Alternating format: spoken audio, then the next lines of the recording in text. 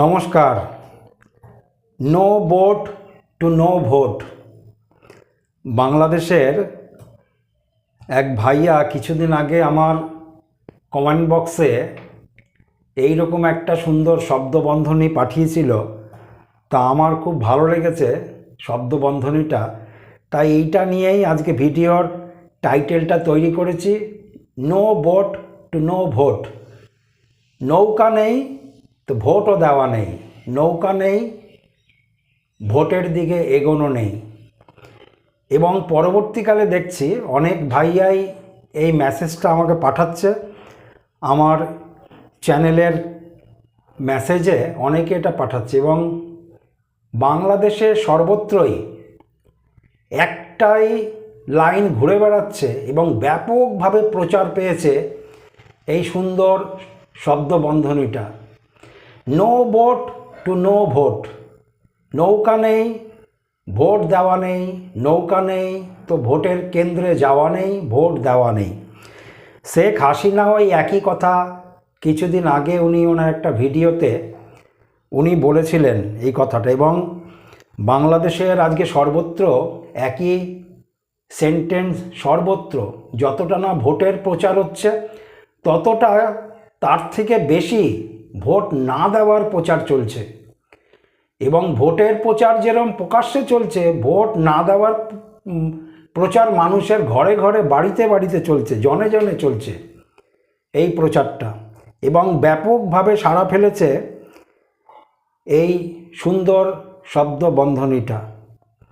একটা জিনিস মনে রাখতে লাগে, বাংলাদেশে যে ঘটনা ঘটেছে, আওয়ামী লীগ সরকারকে যেরকমভাবে উৎখাত করা হয়েছে এবং বাংলাদেশের 48% অধিক মানুষ যে দলটাকে সাপোর্ট করে, যেই দলের উপরে আস্থা ভরসা আছে, সেই দলকে যেরকমভাবে হটিয়ে দেওয়া হয়েছে একটা সুন্দর পরিকল্পনা তৈরি করে।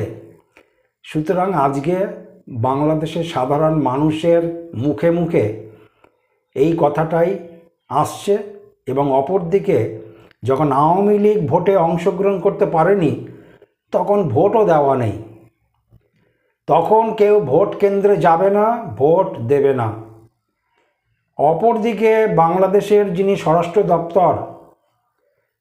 স্বরাষ্ট্র দপ্তরে আছেন, আমি একটা ভিডিওতে দেখলাম উনি একটা প্রচার করছে, যারা নির্বাচনের প্রার্থীপদ পাবেন তারা সবাই আগ্নেয়াস্ত্র পাবেন। একটা ভোট প্রচারে সবাইকে আগ্নেয়াস্ত্র দেওয়া হবে, রাইফেল হোক বা অন্য কিছু বন্দুক হোক তাদেরকে দেওয়া হবে যতজন প্রার্থী পাবে। এ এক অদ্ভুত বিষয়। এমএলএ নয়, এমপি নয়, কিছুই নয়, কাউন্সিলর নয়, কিছুই নয়, যারা 2 বছর আগেও বাংলাদেশের স্কুল কলেজের ছাত্র, তারা আজকে আগ্নেয়াস্ত্র এমনি পেয়ে গেল ভোট প্রচারে। এবং বাংলাদেশের এক শ্রেণীর মানুষ বারবার বলছে, যদি তাদের ওপরে বাংলাদেশের মানুষের আস্থা ভরসা থাকে তাহলে নির্বাচনী প্রচারে আমাদের কাছে আসুক, ঘরে ঘরে আসুক, কিন্তু আগ্নেয়াস্ত্র কেন? বাংলাদেশের মানুষ যদি তাকে সাপোর্ট করেছে, বাংলাদেশের মানুষের সমর্থন যদি তাদের ওপরে আছে এবং বাংলাদেশের মানুষের সমর্থনেই যদি শেখ হাসিনা সরকার আওয়ামী লীগকে পরিকল্পনা করে সরিয়ে দেওয়া হয়েছে, তাহলে আজকে ভোটের সম্মুখনে আগ্নেয়াস্ত্র কিসের জন্য? কারোর যদি ভয় না থাকে, মানুষের যদি আস্থা তাদের উপরে থাকে, সেই সকল ছাত্রছাত্রীদের আগ্নেয়াস্ত্র নিয়ে মানুষের বাড়িতে কেন পৌঁছতে লাগছে? বাংলাদেশের এক শ্রেণীর মানুষ এই প্রশ্নটাই করছে। এবং একটা জিনিস দেখা যাচ্ছে, এখনও কিন্তু বাংলাদেশে 12 তারিখে নির্বাচন, ফেব্রুয়ারির। সুতরাং এই সময় থেকেই কিছু কিছু জায়গাতে কিন্তু গণ্ডগোল, সংঘর্ষ থামছে না, বরঞ্চ কিন্তু অল্প বিস্তর বেড়েই চলেছে। এবং ভোটের দিনক্ষণ বেশি নেই, 12ই ফেব্রুয়ারি ভোট। সুতরাং এই পরিস্থিতি আরও বেশি উত্তপ্ত জায়গায় যে এগোচ্ছে 12 তারিখের নির্বাচনকে কেন্দ্র করে, সেই জায়গাটা অনেকটাই কিন্তু স্পষ্ট হয়ে আসছে। আমি জ্যোতিষী হিসাবে একটা কথা আমি আমার টাইটেলে বলেছিলাম, আমি আমার একটা ভিডিওতে একদম টাইটেল দিয়েই বলেছিলাম যে 12 তারিখ যে সময়কালটা আছে সেই সময়কালটা মধ্যবর্তী সময়। খুব যে একটা হুলস্থুলু হবে এই হবে, আবার যে খুব শান্তিপূর্ণ ভোট হবে এটা বলছি না। 12 তারিখ, 13 তারিখ, 14 তারিখ, 15 তারিখ এই সময়কালটা একটা গ্রহ নক্ষত্রের যেরকম অবস্থান আছে, কেন মঙ্গল তুঙ্গস্থ থাকবে তো, আর মঙ্গল হচ্ছে অ্যাডমিনিস্ট্রেটিভ ডিপার্টমেন্ট বা নেতা মন্ত্রী, ইলেকশন, মঙ্গল বৃহস্পতি অবশ্যই এর সুফল দেয়।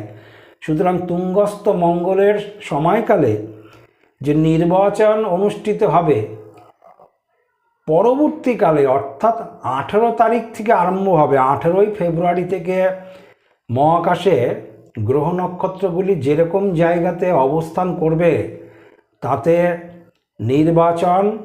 নির্বাচনের রেজাল্ট, নির্বাচনে জিতে যারা সরকার গঠন করবে, সর্বত্রই হই হট্টগোল, গণ্ডগোল, মারামারি, এক ব্যাপক কিছু আমি আমার গণনাতে দেখতে পাই। এবং আমি কিন্তু একটা সময়কাল দিয়েই একদম টাইটেলের ওপরেই লিখেছি 18ই ফেব্রুয়ারি 2026 থেকে একটা টাইটেল দেওয়াই আছে।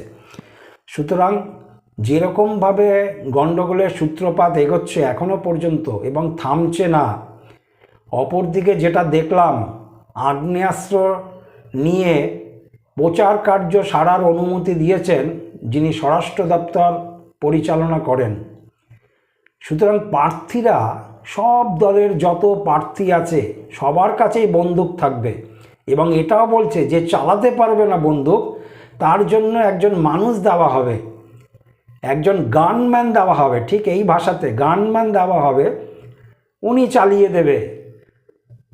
সঙ্গে সঙ্গে বাংলাদেশের এক শ্রেণীর মানুষের দেখলাম প্রশ্ন করছে, সমর্থন যদি ছিলই বাংলাদেশের মানুষের হাসিনা সরকারকে হটিয়ে দিয়ে এই সকল স্টুডেন্টের উপরে মানুষের যদি সমর্থন ছিলই, তাহলে আজকে ভোট প্রচারে কেন বন্দুক নিয়ে মানুষের ঘরে ঘরে পৌঁছানো? খালি হাতে এসো এবং নিরস্ত্রভাবে এসো, মানুষের সমর্থন তোমাদের কাছে কতটা আছে সেটা প্রমাণিত হবে। ভোটের বাক্সতে তো হবেই, এবং ভোটের আগেও খানিকটা সম্ভাবনা আছে। বাংলাদেশের এক শ্রেণীর মানুষ এই প্রশ্নটাও কিন্তু করছে। যাই হোক, গ্রহ নক্ষত্র যেরকম জায়গাতে আছে তাতে এখনও পর্যন্ত যেটা আমি দেখি তাতে মধ্যবর্তী অবস্থানে চলেছে, এবং ভোটের সময়কালও যে এগিয়ে আসছে সেটা তো আপনারা সবাই দেখেছেন। আশা করা গেছিল যে 12 তারিখের আগেই বাংলাদেশের একটা শৃঙ্খলা আসবে, নির্বাচনের আগেই একটা পিসফুল ভাব আসবে, যাতে নির্বাচনটা সুষ্ঠুভাবে সম্পন্ন হয়। কিন্তু সেই জায়গাটা কিন্তু এখনও কেউ দেখছে না, বা সেরকম পরিস্থিতি কিন্তু এখনও সেই জায়গাতে আসেনি। নির্বাচন এবং নির্বাচনের রেজাল্টটা কবে আউট হবে সেই ডেটটা আমি পাইনি। আমার দর্শকদের অনুরোধ করছি যদি মেসেজ করে আমাকে জানান নির্বাচনের রেজাল্টটা কবে বেরোচ্ছে, তাহলে আমার ভালো হয়। সুতরাং নির্বাচন সম্বন্ধে আমি আরও ভিডিও প্রকাশ করব, এবং কে জিতছে বাংলাদেশের নির্বাচনে, কার সংখ্যাগরিষ্ঠতা থাকছে, এককভাবে সরকার গড়বে, সংখ্যাগরিষ্ঠতা থাকবে নাকি কোনো কিছুই থাকবে না, একটা গোলমেলে ব্যাপার, সম্পূর্ণভাবে আমি আমার ভিডিওতে সুস্পষ্টভাবে মতামত গ্রহ নক্ষত্রের অবস্থান অনুযায়ী ব্যাখ্যা করব। নমস্কার, সবাই ভালো থাকবেন। ভিডিওটা দয়া করে শেয়ার করবেন, লাইক এবং সাবস্ক্রাইব করবেন।